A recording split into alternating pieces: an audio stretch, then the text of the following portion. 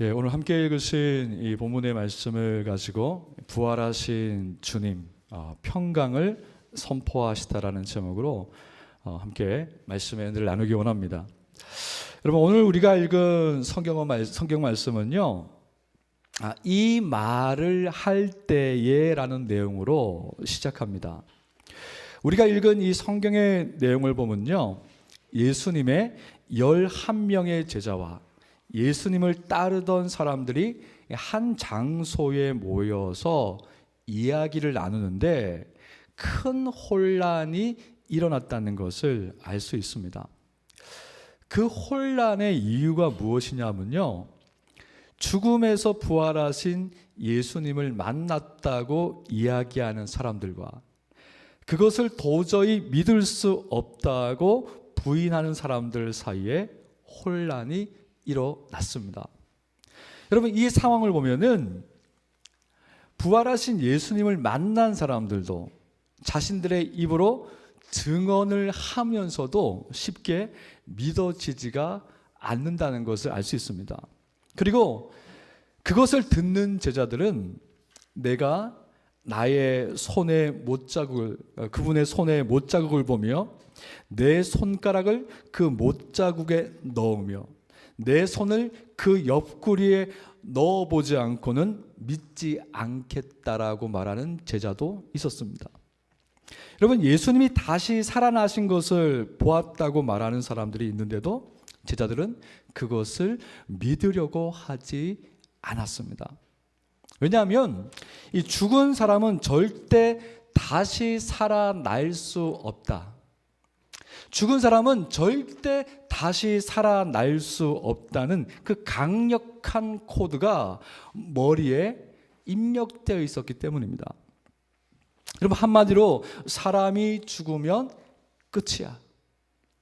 이제까지 죽은 사람이 다시 살아났다는 이야기를 내가 들어본 적이 없어. 사람이 죽으면 끝난 거야. 여러분, 제자들은 예수님이 죽은 지 4일이 된 나사로를 살린 것을 보았습니다. 해당장 야이로의 딸이 죽었었는데요, 그 야이로의 딸을 살리는 것을 보았습니다. 여러분, 죽은 사람이 살아나는 것을 분명히 보았는데도 불구하고 예수님이 살아났다는 말을 믿지 않았습니다. 도대체 이유가 무엇일까요? 여러분, 예수님께서 살아나셨다는 것을 믿으십니까? 예수님이 죽은 사람을 살린 것은 하나님의 능력이지만 사람이 죽음에서 살아나는 일이 보편적인 사건이 아니라는 강한 부정이 제자들 뿐만이 아니라 사람들의 내면에 강력한 코드처럼 입력이 되어 있습니다. 여러분, 창세기 2장 17절의 말씀을 보면요, 하나님이 아담에게 선악을 알게 하는 나무의 열매를 먹지 말라고 말씀합니다. 그리고 먹는 날에는 반드시 죽으리라고 하셨습니다. 여러분, 아담은 하나님의 이 명령에도 불구하고 그 열매를 먹으면 나도 하나님과 같은 능력을 얻을 수 있지 않을까라는 착각과 교만 때문에 그 열매를 먹습니다. 그리고 먹는 즉시 자신이 하나님께 죄를 지었고 죄인이 된 자신은 의로우신 하나님 곁에 있을 수 없다는 것을 알게 되었습니다. 그리고 자신의 인생의 결말은 어떤 희망도 가질 수 없고 죽음으로 끝날 것임을 알았습니다. 그 죽음의 강력한 코드가 아담 안에서 태어난 모든 사람들이 아담처럼 죄를 지을 때마다 자신이 필연적으로 죽음으로 향해 가고 어떤 희망도 없이 인생이 끝날 것임을 알게 되었습니다. 죄를 짓고 하나님을 떠난 사람의 인생이 얼마나 허망한 것인가를 알 수가 있는 것이죠. 여러분, 그 강력한 죽음의 코드가 입력되어 있으니까 예수님이 다시 살아나셨다는 것이 믿어지지가 않는 것입니다. 여러분, 이 땅의 모든 사람들이 머릿속에, 그 심령 속에, 그 영혼 속에 이 죽음의 코드가요, 강력하게 들어가 있어요. 여러분, 그것을 뽑아낼 수 있는 사람이 없어요. 근데 여러분, 그것을 유일하게, 그 죽음의 강력한 코드를 뽑아낼 수 있는 유일한 분이 계시죠. 여러분, 그 예수님께서요, 죽음에서 살아나신 예수님을 보았다고 말하고 있는데도 제자들은 그것을 받아들이지 않았는데요. 바로 이 말을 할 때에, 이 논란이 일어나고 있는 그때에 예수님이 그 제자들, 그리고 사람들이 모여 있는 그 가운데 나타났습니다. 그리고 그 모인 사람들에게 뭐라고 하시냐면요, 너희에게 평강이 있을지어다. 너희에게 평강이 있을지어다. 여러분, 우리 안에 강력하게 꽂혀 있는 그 죽음에 대한 코드를 뺄 수 있는, 그것을 녹이고 제거할 수 있는 유일한 메시지는요, 부활하신 주님이 우리에게 평강을 선포하시는 것입니다. 오직 부활하신 예수님이 우리에게 말씀하시는 그 평강의 메시지가 우리 내면 깊숙한 곳에, 우리 영혼 깊숙한 곳에 꽂혀 있는 그 죽음의 코드를 빼낼 수가 있습니다. 여러분, 이 평강의 메시지는 조금 후에 다루고, 여러분, 예수님의 부활을 믿지 않는 자들에게 이 자신의 부활을 직접 증명하시는 예수님의 모습을 우리가 좀 보겠습니다. 여러분, 예수님이 제자들 가운데 나타나서 이 평강의 인사를 하시자 제자들은 놀라고 무서워했습니다. 그들은 예수님이 영과 육체를 가지고 부활하신 분이라고 전혀 생각하지 못하고 자신들 앞에 있는 분이 예수님을 닮은 유령 혹은 귀신쯤으로 생각했습니다. 제가 이 상황을 한번 생각을 해봤어요. 저희 아버지가 60세에 돌아가셨어요. 그 돌아가신 아버지가 제가 장례를 치르고 있는데 3일째 되는 날에 벌떡 살아나신 거예요. 그럼 제가 그 아버지를 향해서 아버지 살아나셨네요. 다시는 못 볼 줄 알았는데 너무 좋네요. 이러겠습니까? 이러면서 다시 살아난 아버지를 보고 하면서 깜짝 놀라면서 뒷걸음질 치겠죠. 이게 무슨 일인가 하면서 뒷걸음질 치겠죠. 여러분, 우리 모두에게는요, 죽은 사람은 살 수 없다는 강력한 코드가 이렇게 우리의 내면에 깊이 뿌리 박혀 있습니다. 여러분, 제자들의 반응이 그랬습니다. 여러분, 그런 제자들에게 예수님이 말씀합니다. 왜 두려워하며 마음의 의심이 일어나느냐. 여러분, 예수님의 이 말씀이 어떻게 들리십니까? 여러분, 예수님은 알고 계십니다. 예수님이 십자가에서 죽으시기 전에 제자들에게 몇 번이나 말씀하셨어요. 인자가 요나와 같이 죽었다가 살아날 것이다. 내가 죽었다가 다시 살아나 진정한 성전을 세울 것이다. 인자가 죄인의 손에 넘겨져 십자가에 못 박히고 제3일에 다시 살아나야 하리라.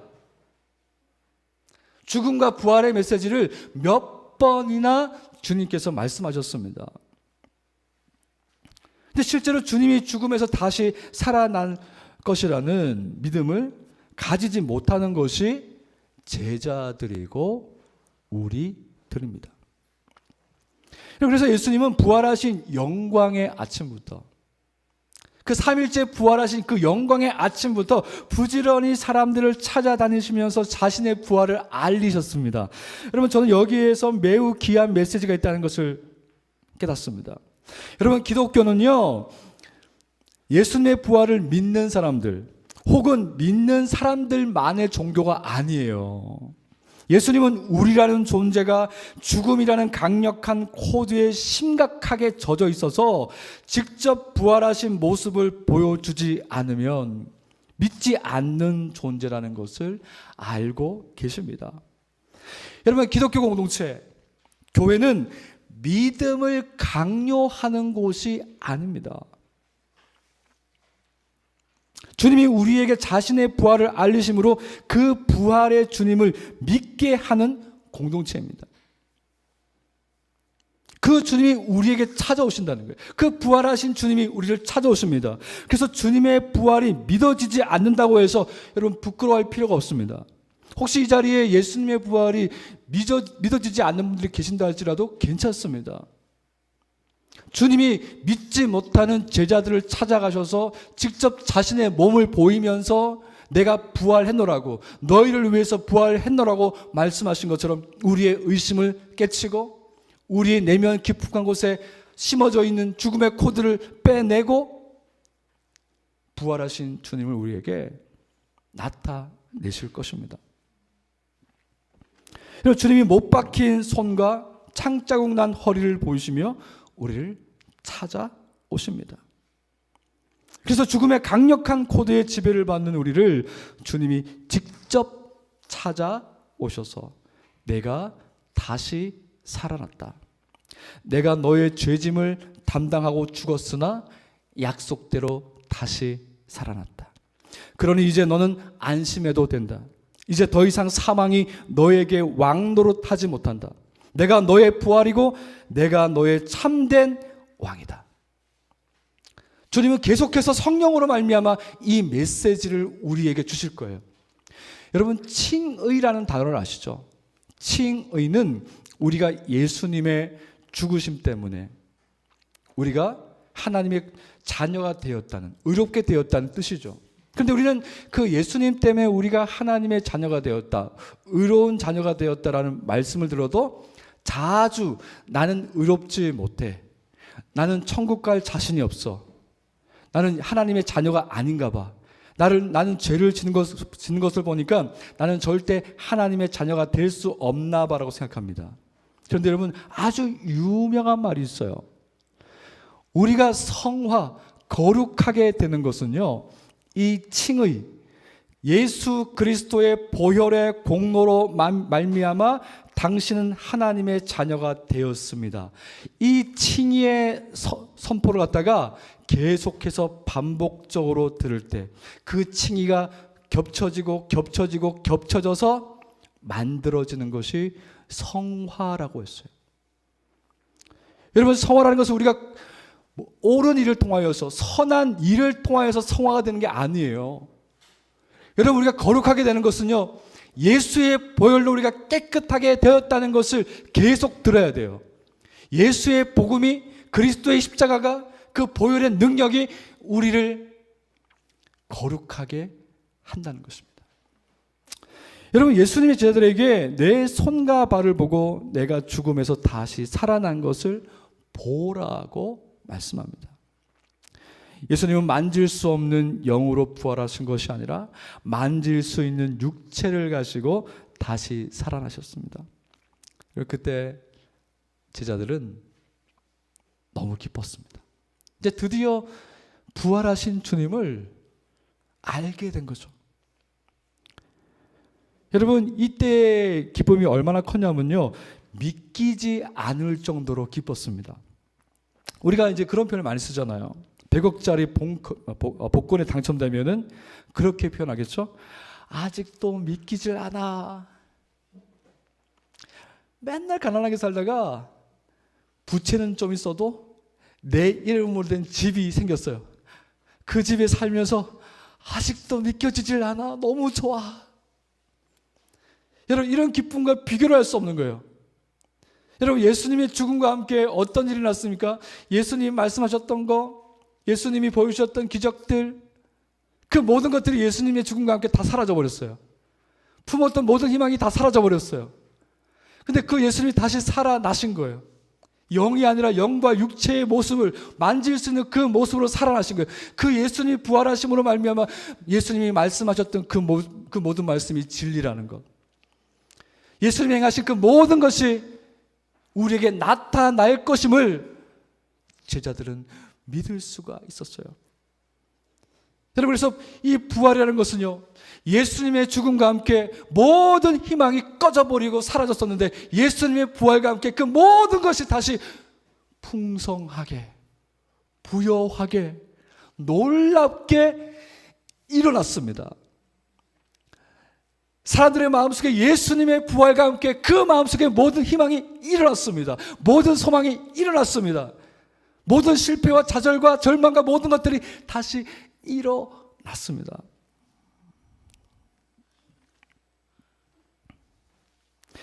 여러분, 예수님은 그런 제자들이 보는 앞에서 생선을 드시면서 자신의 부활이 확실하다는 것을 못 박는 모습을 보여주십니다.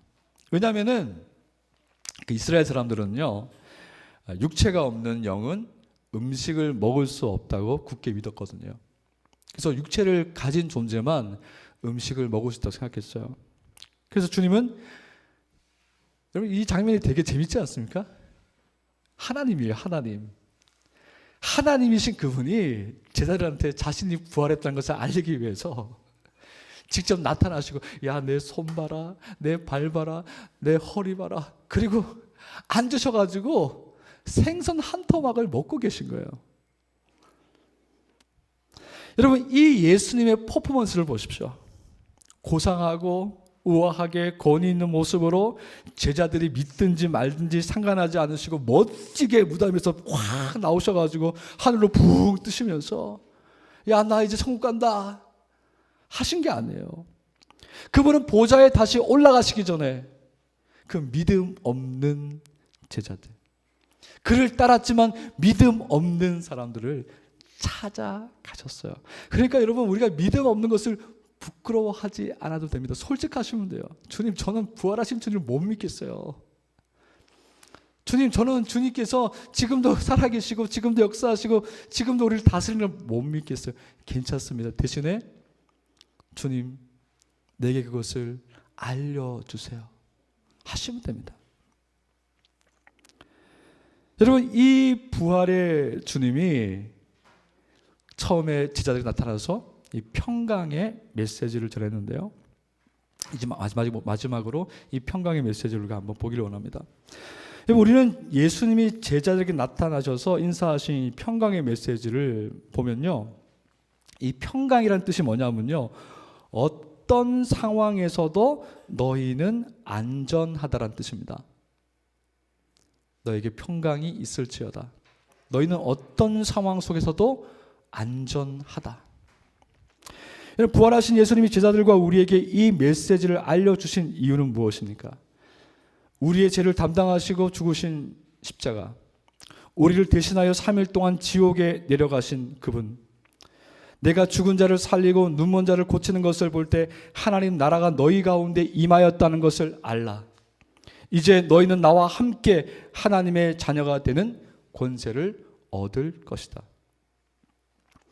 여러분, 예수님의 부활은 예수님이 우리를 위해서 하신 모든 일과 모든 말씀이 자신의 부활과 함께 확정되었다는 것을 알려주십니다.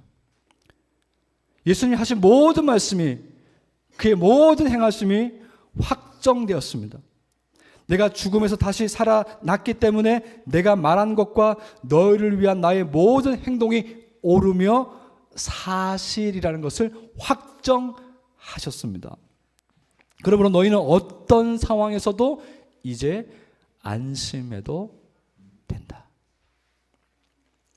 예수님이 이 땅에서 사람의 몸을 입고 태어났을 때 천사들은 이렇게 노래했습니다. 하늘에는 평화. 예수님이 우리를 위해서 죽으시고 부활하심으로 우리가 깨뜨린 하나님과의 평화가 다시 회복되었어요. 죄로 인해서 깨뜨려진 모든 하나님과의 관계, 그것이 다시 회복되었어요. 죄 때문에 하나님의 사랑을 받을 수 없고 그분의 인정과 그분의 은혜를 받을 수 없는 우리의 모든 삶이 예수님의 부활과 함께 회복되었습니다. 여러분, 그래서 미국의 유명한 목사님은 이 장면을 설교하면서 이렇게 표현했습니다. 예수님은 육체와 영혼을 지니시고 죽은 자 가운데서 다시 살아나신 분으로 등장한다. 그분은 자신을 따르는 자들의 꿈속에 나타나거나 또는 자신을 사랑하는 이들의 기억 속에 등장하신 게 아니다. 그분은 죽은 자 가운데서 실제로 다시 살아나셨다. 예수님이 자신의 손과 발을 제자들에게 보여주시며 그들 앞에서 구운 생선 한 토막을 드신 일은 장차 새롭게 될 세상에서 새롭게 될 육체를 우리가 가지게 될 부활의 소망이 우리 모두에게 있음을 의미한다. 부활은 우리가 세상에서 경험하는 고통이나 죽음에 대한 위로 그 이상을 약속한다. 곧 회복을 우리에게 약속한다. 부활은 사실상 우리가 상실한 것이 아무것도 없다는 것을 말해준다.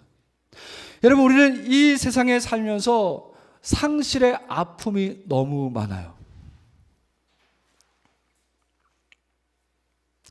잃어버린 것이 너무 많다고 생각합니다. 제가 아까 아버지 얘기를 했었는데요. 아버지가 60세에 돌아가셨습니다. 암으로 바싹 마른 몸에 눈동자만 반짝거리다가 결국 돌아가셨어요. 근데 그 아버지를 천국에서 다시 보게 되면 그 아버지는 어떤 모습일까요?